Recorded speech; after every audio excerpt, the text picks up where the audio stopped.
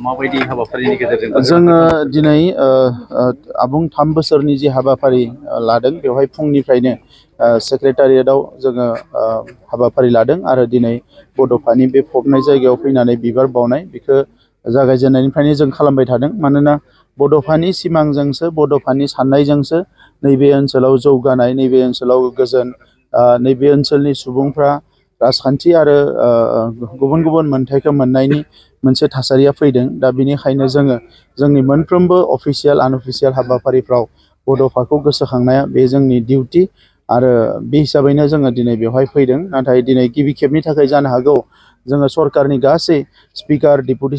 Deputy chief गासैबो EM MCLA आरो लोगोसे प्रिन्सिपाल सेक्रेटारिनिफ्राय लानानै गासैबो अफिसारफोर जों जयै फैदों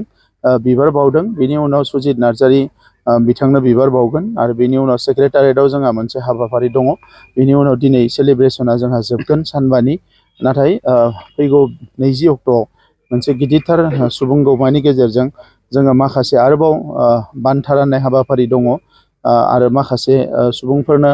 राङारि अनसुंथाइ होनाय हाबाफारिफोर दङ बेखौ जोङो फैगौ 20 अक्ट'आव मावफुंगोन। नैबे ओनसोलखौ जौगाखांनायनि थाखाय मा प्लेनिं लाखो सार? नैबे ओनसोलखौ जौगाखांनायनि थाखाय बड'फानि फबनाय जायगाखौ WBD डिपार्टमेन्टनिफ्राय 5 कौटि रां थांनाय बोसोरावनो सेंसन जादों बेनि हाबाफारिया लुनायनि हाबाफारिया जागासिनो दङ जोंनि सरकारनिफ्रायबो जों 3 कौटि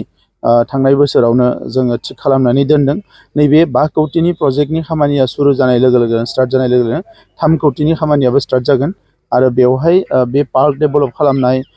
मिटिं खालामनाय जायगा बानायनाय टयलेट बायदिसिना बे गासैखौबो मोजाङै लुफामफिननायनि थाखाय बे थांखिखौ लानाय जादों। बिटिआर सोरखारा 3 बोसोर जाबाय।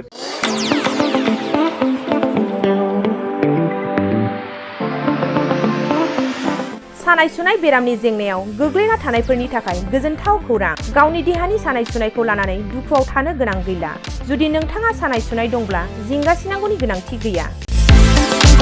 नंगौ चिरां जिल्लानि बेंटल गेट चापागुरियाव थानाय SI निउर'थेरापि सेन्टाराव नोंथाङा गोरलैयैनो देहानि सानाय सुनायखौ फाहामथाय लानो हागोन। बे सेन्टाराव सिं सानाय आफादावरि सानाय मोदोम जरा सानाय आइजोफोरनि जेंना खर' सानाय बायदि बायदि रोखोमनि बेरामखौ फाहामथाय होनाय जायो। बे SI निउर'थेरापि सेन्टाराव बेरामिया थानानै फाहामथाय लानो हानायनिबो सुबिदा दङ।